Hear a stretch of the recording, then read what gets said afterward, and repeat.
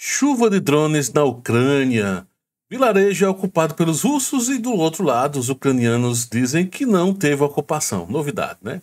Isso e muito mais você vai ver agora. O que é que ocorreu nas últimas 24 horas na Ucrânia, fronte, né? Rússia e Ucrânia, Ucrânia e Rússia, hoje 28 de janeiro de 2025. Me chamo Pablo Ricardo, você está no canal Geopolítica com Pablo Ricardo. Lembra de se inscrever no canal se você não é inscrito no canal. Lembra de curtir, né? Sempre curtir, de comentar, deixar a tua opinião também. Isso é muito importante e relevante. Também tem outras formas de ajudar o canal. Por exemplo, tá aqui, ó, o QR Code é uma forma de ajudar o canal. Na descrição tem uma outra forma de ajudar o canal. Tem o próprio link também. Além do QR Code tem um link. E também você pode ajudar o canal de forma, por exemplo, se inscrevendo no clube. O clube é uma forma em que eu estou começando a postar alguns conteúdos. Inclusive hoje tem um conteúdo que eu vou analisar um mapa e aí vai ser exclusivo para quem é do clube. Então é uma forma de ajudar e também de vocês se informar com mais detalhes do que os outros inscritos. Vamos lá para as informações. O que é que ocorre? Nas últimas horas, se você observar no mapa aqui, tá? Uma série de ataques russo em todo o território, tá? Teve presença de drones do tipo Shahed atacando áreas, até em Kiev também. Teve falta de energia aqui em outra área, em Cherkasy, por exemplo. Vamos começar com o que ocorreu mais recente. Então, por exemplo, a aviação russa realizou um ataque na região, quase não sai agora, de Hrishny, que eu fui me preparar para falar o trava-língua, algumas localidades ucranianas e russas, né, que são mais difíceis para a nossa.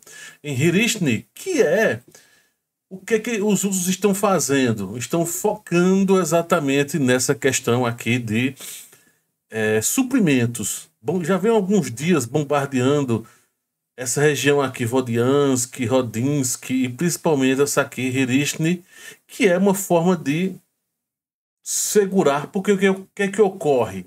Boa parte da M30 já não está exatamente ocupada pelos russos, tá? Mas os russos têm feito ataques, têm feito lançamento com obuseiros aqui, então termina interferindo no trajeto de ajuda, tá? De logística aqui. Então eles terminam fazendo o quê? Param aqui nessa região e vão em estradas alternativas por aqui e fazem todo o trabalho de logística, então, ó, pegando essa estrada e faz o trabalho de logística para Pokrovsk. O que é que os russos estão fazendo? Bombardeando Hrishny, dizendo, olha, nós sabemos que vocês estão mudando de rota, não somos bobos. Basicamente é isso, e evidentemente tentando travar aqui para que os ucranianos precisem fazer uma rota mais ao norte ainda, o Vodiansk, Rodinsky, então para dificultar ainda mais o processo e demorar a chegar, então, ajudas de uma forma geral, tá? Então, essa é uma das informações que vem chegando. E aí chegou um informe quase agora, horas atrás, na realidade, de blackout na região de Cherkasy, tá? Primeiro teve presença russa, né, de drones russos na região, e que danificou a infraestrutura elétrica. Mais uma vez, então os russos vêm fazendo uma série de ataques com esse objetivo. Só para contextualizar onde é que está essa região, ó, bem meio que na parte mais central, tá? Em que há uma presença mais russa só nesses ataques mesmo, momentaneamente, que costuma ocorrer. Teve lançamento de drones toda essa região mais ao sul, né?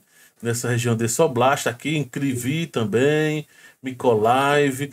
Teve drones em Odessa também, presença de drones em Odessa, inclusive, estava vendo até uma imagem aqui, ó, um carro, 4 pessoas ficaram feridas em ataques de drones em Odessa. Teve ataque mais para cá, como eu falei, na região de Mykolaiv. Em Kryvyi também teve ataque, isso foi um pouco antes, tá? Mais antes mesmo, no início da noite, esse outro ataque aqui. E os demais foi na madrugada, ou quase agora, né, foi ocorrendo. E aí toda uma problemática relacionada à infraestrutura, no caso a parte elétrica, principalmente a parte elétrica, tá? Deixa eu ver o que tem mais aqui de importante e relevante. Bombardeio, aquela coisa todinha. Vamos ver aqui Kharkiv. que já foi já no início também da noite, ontem, né? Madrugada, incêndio, explosão nessa região aqui. Então, na realidade, foi ontem. Esses aqui são informes que os ucranianos estão fazendo agora, começaram a fazer relatório em mapas de algumas áreas. Por quê? Porque estão com medo. O que está acontecendo? Então, está vazando muita informação de conflitos. Está em ucraniano, evidentemente, aqui. Mas está saindo muito relatório agora. Começou, né, agora oficialmente a sair relatórios do lado ucraniano, porque normalmente se usava como fonte praticamente oficial o Deep State. Só que o Deep State ainda continua meio que falando a verdade do que está acontecendo no conflito. E aí os ucranianos precisam ter um controle. Que eu diga, o caso aqui, deixa eu pegar aqui a vila, o vilarejo. Baixar aqui, deixa eu só procurar aqui exatamente o nome. Tem horas que são tantos nomes de vilarejos e tudo mais que simplesmente vou esquecendo os nomes. Aqui achei. Na região de Kharkiv, tá? Nessa região mais de Kharkiv aqui, ó. Uma localização de Vorikna, tá? Tá como ocupada pelos russos. E é aquele velho papo de sempre. Aí, na mesma hora que os russos divulgaram essa informação, os ucranianos disseram que não era verdade. Que no caso os russos não tinham conquistado aqui, de fato, essa área. Se você pega o Deep State, ainda está a confirmar também, então tem várias fontes. Deixa eu até clicar aqui numa outra fonte de mapa, mostrar aqui o Suriak. Não, aqui, deixa eu trocar de mapa, não é isso. Cadê aqui? Agora esse está aqui, não é o Instituto do Estudo da Guerra, não. Neste outro mapa aqui, o que acontece? Vamos lá, mostrar aqui a região. Mostrando aqui no mapa, tá? A região, mas lembrando, mais acima é que vai estar, né? Outras cidades maiores. Enfim, então tá aqui, ó. Dvorikna mostra como é ocupada, né? Mostra já aqui num desses mapas, que é o Suriak, que eles costumam mostrar até relativamente bem as informações. Então, quando a gente compara uma e outra, então, na verdade, aqui no Live View Map não mostra, mas no Suriak, que é esse sistema de mapas aqui, já mostra, então, o limite, esse rio aqui, que está aqui cortando, tá? Como fronteira realmente a ocupação russa aqui na região, e que, evidentemente, toda essa área aqui urbana, né, vão avançando gradativamente. Depois eu vou procurar mais detalhes, pode ser que eu traga nas minhas análises, lembrando que essa região está até uma movimentação mais lenta mesmo, bem mais gradativa do que em outras, tá? Em relação a outras regiões, aqui está mais tranquilo, mais lento, né, o processo. O que mais que nós temos? Deixa eu dar uma passada aqui pelo Strana Today, deixa eu dar um refresh aqui. Strana Today, que mostra hoje o dia 1070, né, do conflito, 28 de janeiro, mostrando as últimas notícias. Deixa eu só fechar aqui uma janela que aparece só para mim. E aí mostrando exatamente essa região, né, que eu acabei de comentar, o Ministério da Defesa russo anunciando a captura dessa região, eu comentei agora, né, próxima a Rio Roscoe, e já no caso o inverso, dizendo que não foi ocupado, né, pelo lado ucraniano. E o lado do Deep State mostra a presença das forças ucranianas na região ainda presente. Então está ainda mostrando como presença, como não totalmente conquistado pelo Deep State, né? Mas aí você já viu que em outros locais, em outros mapas já aparecem isso. E aí saiu outra informação no The Economist sobre isso, né? Sobre a questão do fronte. Devido à falta de pessoal, as forças armadas ucranianas não têm mais táticas além de tapar os buracos. Eu já trouxe 2 vídeos hoje sobre isso, mas um em específico falando de uma brigada, a brigada número 157. Depois dá uma volta aí, se você não viu o vídeo, assiste lá, onde eu detalho exatamente esse termo usado, tapar buracos, tá? E aí, como traz aqui o coronel, né, o coronel Pavel Fedosenko, estamos lutando para compensar nossas perdas no campo de batalha. Eles podem colocar um batalhão de soldados em uma posição que ocupamos com 4 ou 5 soldados, diz o coronel, comandante do grupo tático ucraniano em Donbass. Que é inclusive o que eu já vinha falando, tem até uma matéria que eu trouxe, né? Que é também relato, que até um soldado comenta, eu não lembro se é um soldado mesmo raso, quem é, acho que é um soldado raso, de infantaria, né, dizendo o seguinte: imagina que tem numa área com 2 soldados e vem em sua direção 20, 50 soldados. É isso que ele tá, que esse comandante do grupo tático ucraniano está falando. Olha, tá uma proporção demasiadamente horrível. Teoricamente, um batalhão, tá? Ele é entre 300 e 600 homens. Só que, às vezes, o termo batalhão aqui pode significar um agrupamento menor. Pode ser uma companhia, por exemplo. Um pequeno pelotão, uma quantidade menor. Mas, de qualquer forma, quantidade grande de soldados, né? Compensando. E aí está mostrando a imagem em Velika Novosílka, né, mais uma vez, o hasteamento da bandeira, confirmando, né, a posse dessa questão do lado russo em Velika Novosílka. Outra matéria interessante aqui falando sobre o TCC, como sempre, né, que é que o pessoal está em busca de novos soldados, e dizendo o seguinte: depois de 28 de fevereiro, né, hoje, alguns ucranianos perderão as suas reservas e serão mobilizados, diz Alexander Fedienko. Então tá aí, que é o membro do Comitê de Defesa da Rada, né, que é o tipo de congresso lá deles. Então, a partir de 1 de março, entram em vigor novas regras e o TCC vai começar a entrar em ação. Por quê?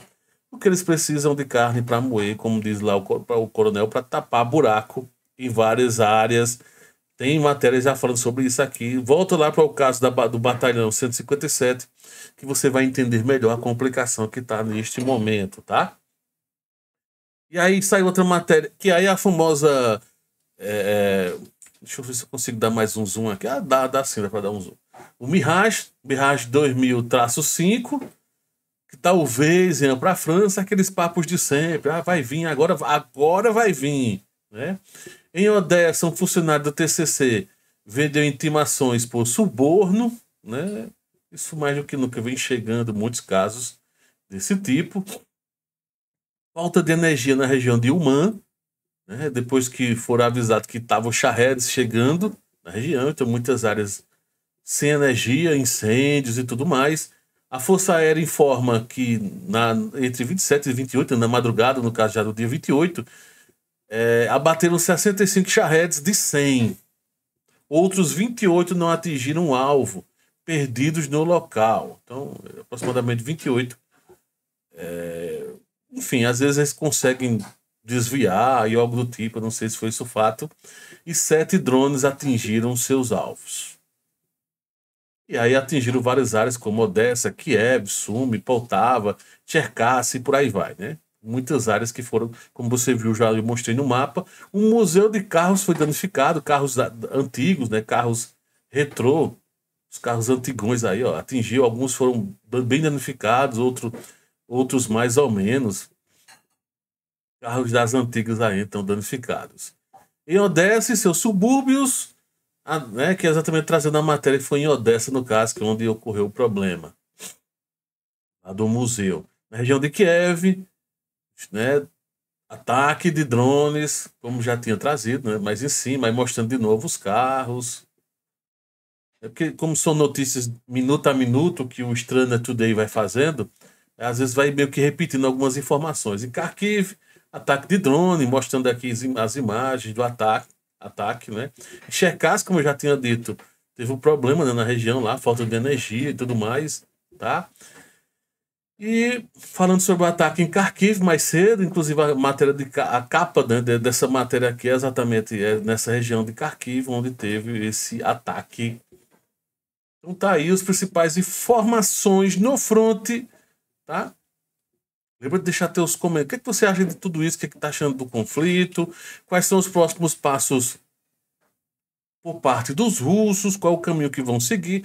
Lembrando que aqui essa região, por enquanto, não teve avanço significativo na região de Pokrovsk. O conflito ainda persiste, tá? há ideia de avanço nesse sentido de continuar circulando, tá? Toda a região. Vamos ver aqui em outro mapa como é que está a situação de Kharkiv, de Pokrovsk. Ó, exatamente isso. Ó. Deu travadazinha aqui. Mostra Kotlin como ocupada pelos russos, ou quase que totalmente pelos russos. O Dakhne ainda não, né? Continua o cerco. Essas regiões aqui, esses vilarejos, estão sendo gradativamente ocupados. Falta basicamente só essa região aqui, Novandrivka, ser ocupado totalmente, que já foi ocupado parcialmente. Tem já locais falando que já houve ocupação 100% russa dessa região aqui, tá? E Andrivka continua o avanço russo para dessa região aqui de Kurakov, tá? Esse é o contexto aqui em Kurakov, já mais abaixo. Os russos permanecem aqui nessa região. Tentaram fazer um confronto, foram fazer um teste de confronto direto, né, frontal, furou, então meio que persistiram aqui, tá? Mas há uma tendência natural, já vi informes de que soldados que estavam aqui em Slovianka, em Petropavlivka, estavam vindo aqui se preparando para um possível cerco a essa região, tá bem? Então já vai estar iniciando essa fase aqui, até para cortar totalmente a conexão aqui com estrada, com coisas do tipo. Então, há uma tendência natural dos russos fazerem esse movimento aqui tradicional de pinça, né? Já estão aqui, ó, nessa região, então uma tendência natural de fazerem esse movimento aqui, ó, de vir para aqui, ficou melhor com setas, de fazerem esse movimento. Já tem esse trecho aqui fazendo esse movimento. Aqui embaixo está mais lento o processo, porque tem todo um conflito aqui, mas enfim. Mais acima vir também, tá? Para fazer um movimento menor assim, para ir fechando, tá? Então, isso é situação para cá. Vamos descer só mais um pouquinho, já aproveitar. Perceba que vários pequenos vilarejos estão prestes a ser conquistados totalmente. Velika Novossilka já foi ocupado, né? Só resta saber o caminho que agora essas tropas vão seguir. Pode ser que dê uma aliviada um pouquinho aqui, dê uma segurada mais um pouco, os que estão aqui ocupando. Foi, né, bem extenuante e rápido, foi um avanço muito rápido. E que agora vamos ver o que, é que vai acontecer se o avanço russo será pelo corredor Zaporizhia ou pelo corredor Dnipro, ou um corredor duplo, não sei, né? Já venho trazendo análises das mais diversas, que você já deve ter ouvido, então vamos ver cenas do próximo capítulo, quem vai ser, né? Vamos focar Dnipro, Zaporizhia, né? A partir de Dakhne, no caso aqui, a partir de Velika, rumo a Zaporizhia, talvez até pegando mais ao sul aqui, que tem uma movimentação melhor, terreno melhor, menos defesas também, né? Ou vão fazer uma versão dupla de fronte, tudo depende de homens, de armamento. Tem uma série de fatores que vai variar. Tem a questão do inverno agora. Vão esperar o inverno encerrar. Vai chegar a fase mais lamacenta, por sinal, no fronte, tá? O que dá para se ter certeza é que pelo menos tudo que está acima de Kramatorsk tem uma tendência de ficar bem lamacento aqui, essa região, já que já é uma região ligeiramente já alagada, né, normalmente alagada, com a saída do inverno, então tem uma tendência natural de ficar mais alagado, encharcado, uma lama ainda pior de se movimentar. Então toda essa região aqui, ó, tem uma tendência natural de ficar ainda mais problemática na movimentação, principalmente de mecanizados e enfim, todo tipo de equipamento se movimentar, inclusive a própria tropa. Não que os outros locais não sejam ruins, mas aqui ainda pior, digamos assim. Então, é mais um motivo de esse avanço ser mais lento aqui na região do que em outras áreas. Kramatorsk, até eu vi um inscrito do canal comentando que é bem possível que o pessoal que está nessa região aqui, ó, deixa eu mostrar aqui, em Toretsky, né, que é o alinhamento Bakhmut, né, como eles dizem, que antes era Bakhmut, quando, né, tomaram conta, Chassif A, Toretsky, mais acima, mais abaixo, quer dizer, desculpa, Então, há uma. Deixa eu só afastar aqui o mapa. Às vezes eu esqueço que não aparece para vocês tudo. Ó, Toretsky está aqui embaixo e Chassif A está aqui mais acima um pouquinho. Então pode ser que seja um caminho natural de parte das tropas que estão lá em cima e tudo, né? E focarem rumo a Kramatorsk, nesse sentido. E quem está aqui em Toretsky, no caso, seguir para baixo mesmo, normal, com a movimentação rumo a todo o movimento a Pokrovsk, né? Tem a questão de Pokrovsk. E, então é essa a situação de momento. Valeu, grande abraço.